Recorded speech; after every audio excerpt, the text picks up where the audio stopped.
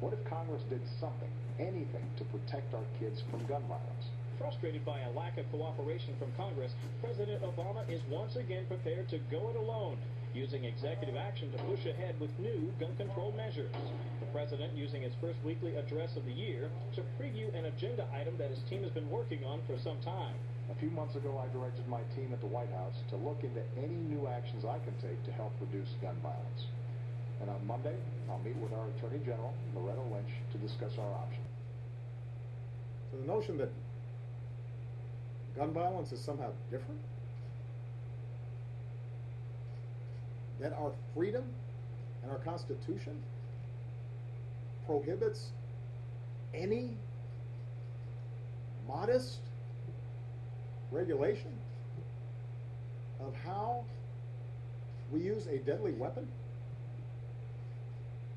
when there are law-abiding gun owners all across the country who could hunt and protect their families and do everything they do under such regulations. Doesn't make sense. So, tonight, as those of us who are lucky enough to hug our kids a little closer,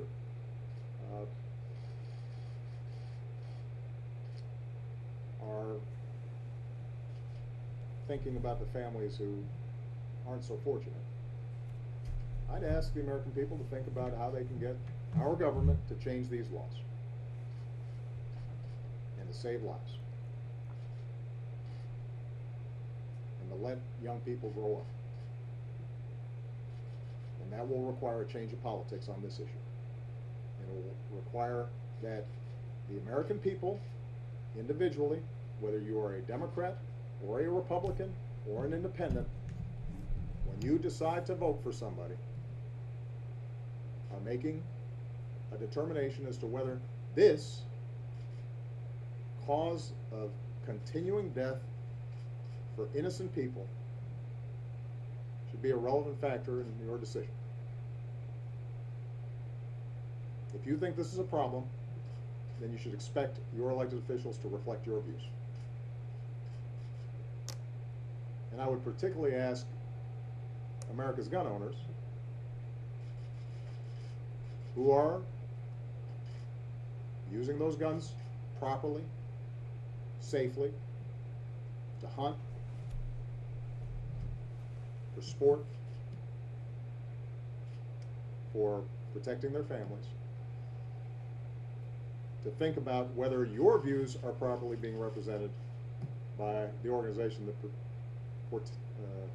suggests it's speaking for you.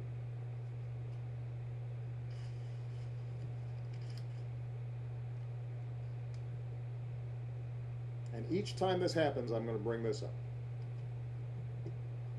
Each time this happens, I am going to say that we can actually do something about it, but we're going to have to change our laws.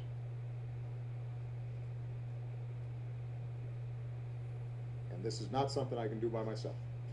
I've got to have a Congress, and I've got to have state legislatures and governors who are willing to work with me on this. I hope and pray that I don't have to come out again during my tenure as president to offer my condolences to families in these circumstances. But based on my experience as president, I can't guarantee that. And that's terrible to say.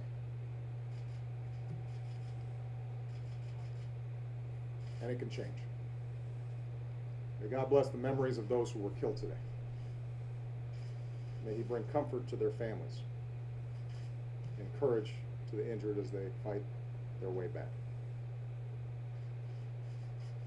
And may He give us the strength to come together and find the courage to change. Thank you.